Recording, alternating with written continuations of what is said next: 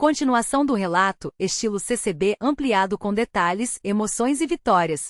A prova que parecia sem saída. Era uma sexta-feira à noite, e o irmão Carlos sentou-se à mesa da cozinha com as contas espalhadas na frente. O aluguel estava atrasado há 2 meses, a luz havia sido cortada na semana anterior, e o salário do bico, que ele fazia como pedreiro, não seria suficiente nem para metade das dívidas. Sua esposa, Marta, lavava a louça em silêncio, mas ele via as lágrimas escorrendo pelo seu rosto. Não precisavam falar, o desespero estava no ar. Marta, a gente não aguenta mais assim, Carlos murmurou passando a mão pelo rosto cansado. Já vendemos tudo o que podíamos. Até o fogão a gás a gente trocou por um usado. E agora? Ela enxugou as mãos no pano de prato e se aproximou, colocando a mão no ombro dele. A gente já passou por pior, meu amor. Lembra quando você estava desempregado e apareceu aquele serviço no último dia? Lembra da cesta básica que os irmãos trouxeram sem a gente pedir? Deus não nos abandonou até hoje. Por que seria agora? Carlos suspirou. Ele sabia que ela tinha razão, mas a pressão era tanta que parecia que o peito ia explodir. Naquela noite, ele não conseguiu dormir. Ficou olhando para o teto, lembrando das palavras do cooperador João no último culto. Meus irmãos, as provas não vêm para nos destruir, mas para nos lapidar. Deus não tira o fogo, mas ele entra no fogo com a gente. A decisão que mudou tudo. No domingo seguinte, Carlos e Marta foram ao culto mesmo sem ter dinheiro para a oferta. Carlos pensou em não ir. Para quê? Não tenho nada para dar, nem para mim mesmo, mas algo dentro dele não deixou. Quando o cooperador anunciou o hino Deus é fiel, ele sentiu um nó na garganta. Deus é fiel, mesmo quando eu não vejo a luz. Ele não muda, ele é amor. E em suas mãos eu confio, Jesus. Enquanto cantava, Carlos lembrava de cada vez que Deus havia providenciado. O emprego que apareceu quando já não tinha mais esperança, a cura da pneumonia da filha mais nova, o irmão que pagou a passagem quando precisaram viajar para o enterro da mãe. Por que duvidar agora? Ele pensou. Na hora da oferta, ele colocou na sacola as últimas moedas que tinha, nem R$ 10. Mas quando o cooperador fez a oração, Carlos sentiu uma paz que não fazia sentido. Senhor, ele orou em silêncio, eu não tenho mais nada. Mas o pouco que tenho, eu entrego para ti. Se o Senhor não me ajudar, não sei o que vai ser de nós. A resposta que veio de onde não esperavam. Na segunda-feira, Carlos foi ao trabalho como de costume. O mestre de obras, um homem sério que raramente falava, o chamou de lado. Carlos, você tem documento em dia? Tenho, sim, senhor. Ele respondeu, desconfiado. Bom, porque o dono da obra precisa de um encanador urgente para um serviço grande. Se você quiser, pode começar amanhã. Paga bem, e é por 1 mês no mínimo. Interessa? Carlos quase caiu para trás. Encanador? Ele sabia um pouco, mas não era especialista. Porém, o mestre de obras insistiu. Você aprende rápido. E eles estão precisando de gente de confiança. Se quiser, eu falo bem de você. Naquela noite em casa, Marta chorou de alegria. Deus ouviu Carlos. Ele ouviu. Ela repetia, abraçada nele. Mas a bênção não parou por aí. Na quarta-feira, enquanto Marta arrumava a casa, alguém bateu à porta. Era a irmã Ana da congregação com um envelope na mão. Irmã Marta, o Senhor me colocou no coração para trazer isso para vocês. Não é muito, mas é para ajudar nas contas. Ela disse, tímida. Marta abriu o envelope e quase desmaiou. Eram R$ 800, o valor exato do aluguel atrasado. Mas, irmã Ana, como você sabia? Marta perguntou com lágrimas nos olhos. Eu não sabia de nada, minha irmã. Só senti que tinha que vir aqui hoje. Deus sabe das coisas, né? A cura que veio no tempo de Deus. Enquanto a situação financeira melhorava, outra prova batia à porta. O tumor no estômago de Carlos. O médico havia dito que era benigno, mas que precisava de cirurgia. O problema? O SUS demoraria meses e particular, eles não tinham como pagar. Carlos e Marta oraram, jejuaram e pediram aos irmãos que intercedessem. Não foi uma cura instantânea, não houve voz do céu nem visão. Mas a cada exame, o tumor ia diminuindo. Isso não é normal, o médico disse confuso no 3º mês. Pelo histórico, ele deveria ter crescido, não regredido. Carlos sorriu. Doutor, eu tenho servido a um Deus que faz o impossível. Não é normal mesmo, não. É milagre. No 6º mês, o tumor desapareceu completamente. O médico não tinha explicação. Mas Carlos sabia, Deus havia ouvido as orações da igreja. De recebedor a abençoador. Com a saúde restaurada e as finanças estabilizadas, Carlos sentiu um peso no coração. Agora é minha vez de abençoar outros. Ele começou a visitar irmãos doentes, levar cestas básicas para famílias necessitadas e testemunhar nas reuniões de jovens. Um dia o cooperador o chamou. Irmão Carlos, temos um jovem aqui que está se afastando. Ele era batizado, mas agora está envolvido com más companhias. Você, que já passou por lutas, não queria conversar com ele? Esse jovem era o Rafael, de 19 anos, que havia sido criado na igreja, mas depois de uma briga com o pai, abandonou tudo. Carlos o encontrou em um bar, bêbado, com os olhos vermelhos. Rafael, meu irmão, o que está acontecendo com você? Carlos perguntou, sentando-se ao lado dele. Ah, irmão Carlos, cansei dessa vida de igreja. Deus não me ouve, os irmãos são falsos, Rafael respondeu, amargurado. Carlos não discutiu. Só contou sua própria história. Eu também já pensei assim. Já achei que Deus tinha me abandonado. Mas sabe o que eu aprendi? Que Deus não desampara os seus. Ele só espera a gente voltar para ele. Você ainda é filho dele, Rafael. Não importa o que você fez. Rafael chorou. Naquela noite, ele voltou para casa. Uma semana depois, estava no culto, pedindo perdão e querendo ser restaurado. Hoje, Rafael é cooperador auxiliar e ajuda Carlos nas visitas aos necessitados. A lição que ficou. Carlos aprendeu que, Deus não nos promete uma vida sem provas, mas promete estar conosco nelas. 2. As bênçãos muitas vezes vêm através de irmãos, um envelope, uma oportunidade de trabalho, uma palavra no momento certo. 3. A fé não é só pra gente receber, é pra gente repartir. Hoje, quando alguém pergunta como ele superou tudo, Carlos responde: não foi força minha, foi a mão de Deus. Eu só fiquei firme. E se ele fez por mim, pode fazer por você também. Um convite pessoal. Se você está lendo isso e pensa, será que ainda tem jeito para mim? A resposta é sim. Deus não olha para o seu passado. Ele olha para o seu coração. Você está desanimado? Deus é a sua força. Salmos 18:1. Você está com medo? Ele é o seu refúgio. Salmos 46:1. Você acha que já errou demais? O sangue de Jesus limpa todo o pecado. 1 João 1:7. Não desista agora. A obra que Deus começou em você, Ele vai terminar. Filipenses 1:6. Fique firme. Confie. E você verá a mão de Deus agindo na sua vida. Glória ao nome santo do Senhor. Amém. A aprovação que veio como um furacão. Era uma terça-feira de manhã, e Carlos acordou com um peso no peito que não era só emocional. O corpo doía, a cabeça latejava, e uma sensação de queimação no estômago o fez lembrar que há dias, ele mal conseguia comer. As contas estavam empilhadas na mesa da cozinha: luz, água, aluguel, o financiamento do carro que ele usava para trabalhar como motorista de aplicativo. Cada boleto era um lembrete de que, naquele mês, o dinheiro não daria. Não dessa vez. Ele sentou na beira da cama, as mãos trêmulas segurando o celular. A tela mostrava o saldo bancário: R$ 47,89. Não era suficiente nem para o gás do carro. Como ele ia pagar o aluguel? Como ia comprar comida para os filhos? Maria, sua esposa, já tinha cortado tudo o que podia. Desligaram a TV a cabo, cancelaram o plano de saúde, e agora até o arroz e o feijão estavam sendo racionados. Senhor, o que eu vou fazer? A oração saiu como um suspiro, quase sem voz. Não era uma daquelas orações cheias de palavras bonitas, como ele ouvia alguns irmãos fazerem nos cultos. Era um clamor, um grito de quem não tem mais para onde correr. A decisão que mudou tudo. Carlos poderia ter desistido. Poderia ter dito, como muitos dizem: Deus não está vendo a minha necessidade.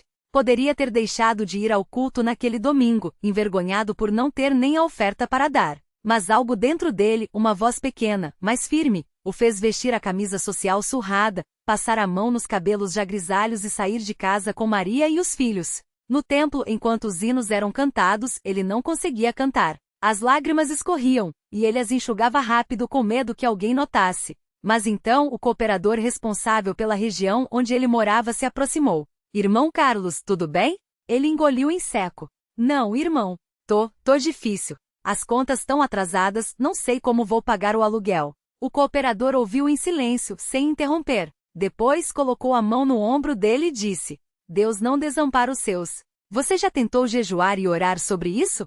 Carlos baixou a cabeça. Jejum? Irmão, eu mal tenho comida em casa. Então jejuemos juntos. Amanhã, você e eu. E vamos buscar a Deus. Ele vai ouvir. O jejum que quebrou as correntes. Na manhã seguinte, Carlos acordou com fome. Não era só fome de comida, era fome de uma resposta. Ele e o cooperador irmão Paulo se encontraram na casa de oração antes do sol nascer. Não havia café, não havia pão. Só a Bíblia aberta e 2 homens ajoelhados. Senhor, orou o irmão Paulo, o Senhor sabe da necessidade do irmão Carlos. Ele tem sido fiel, tem buscado o Senhor. Não deixe que ele desanime agora. Abre um caminho, Senhor. Dá um jeito. Carlos não conseguia falar. As lágrimas caíam sem parar. Ele só conseguia repetir: Senhor, ajuda-me. Por favor, ajuda-me.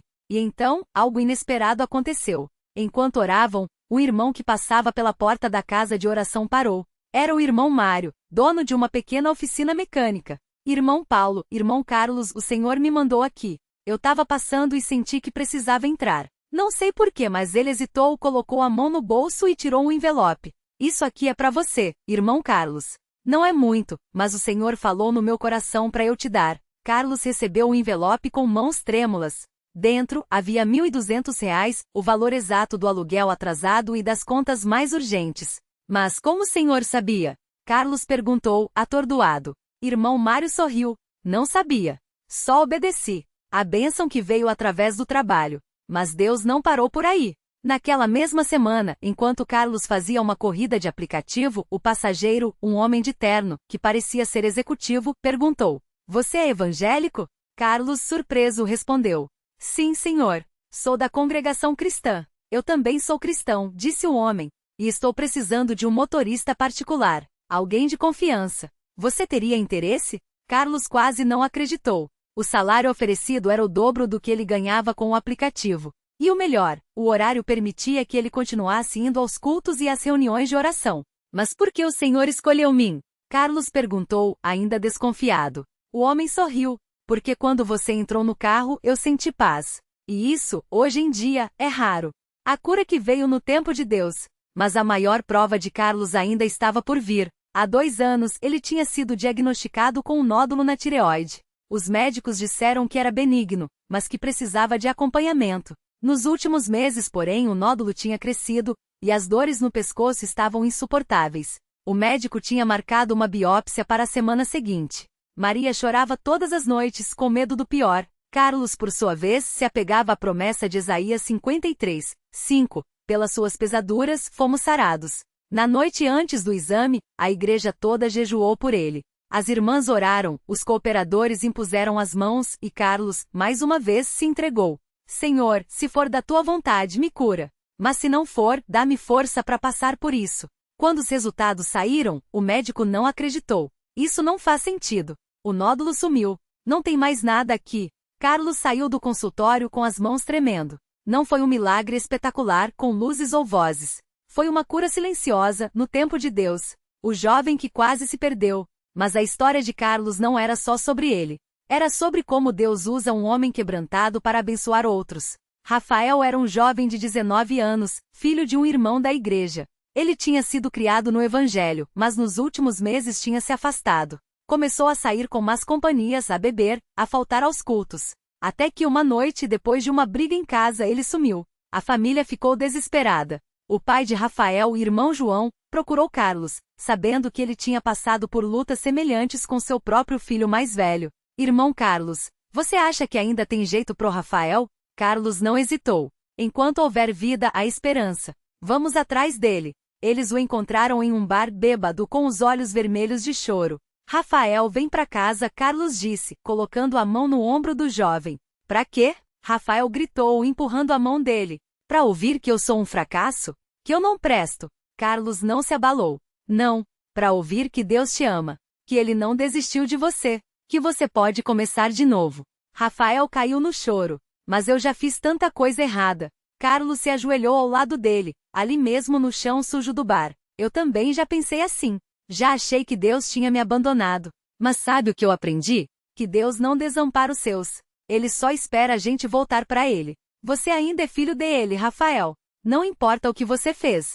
A restauração que veio através do perdão.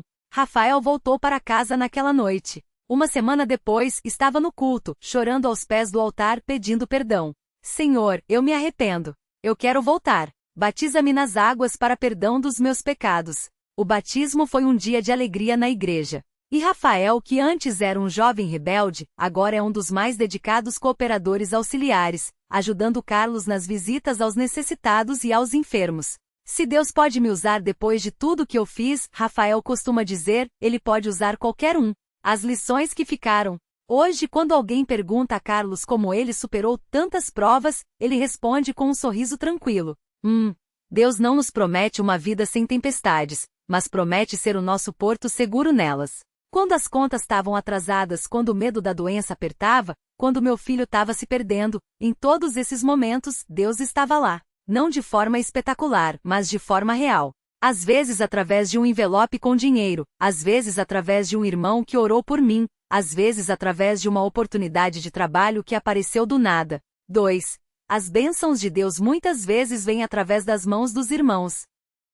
Se não fosse o irmão Mário, que obedeceu ao impulso de me dar aquele dinheiro, se não fosse o irmão Paulo, que jejuou comigo, se não fosse a igreja toda orando pela minha cura, eu não estaria aqui hoje. Deus usa pessoas. Ele usa a igreja. 3. A fé não é só pra gente receber, é pra gente repartir. Quando Rafael estava perdido, eu poderia ter dito, não é problema meu. Mas Deus me lembrou de como ele me resgatou. Hoje Rafael é um servo de Deus, e eu sei que foi porque alguém não desistiu dele.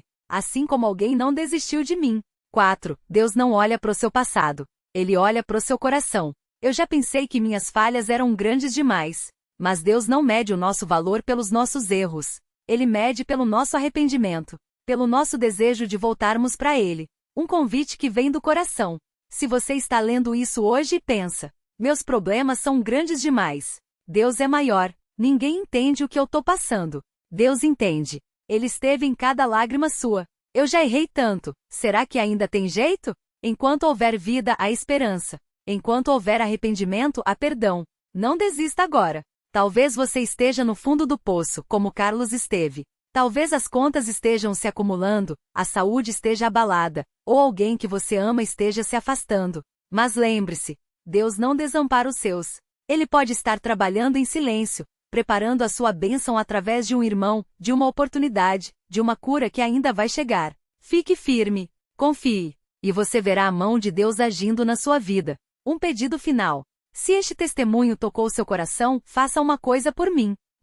Ajoelhe-se agora mesmo e entregue sua luta a Deus. Não precisa de palavras bonitas. Só precisa de um coração sincero. 2.